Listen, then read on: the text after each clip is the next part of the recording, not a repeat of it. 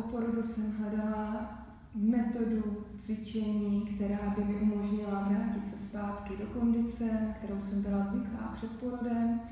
A hledala jsem něco, kde nebude požadavkem velká potřeba pohybu, prostoru, choreografii, rytmu, protože nejsem tanečnice, nikdy jsem netancovala, nikdy jsem nedělala balet, ale tak jako každá holčička jsem toužila zkusit si cvičení u tyče a Yogi Bares mi toto splnilo. Je to cvičení, které je kompenzační k přetížení páteře, které teď zažívám jako každá maminka malého dítěte.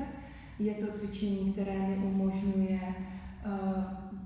posílit paže, trup, nohy, protahuje mi končetiny, páteř a cítím se díky němu dobře i po psychice.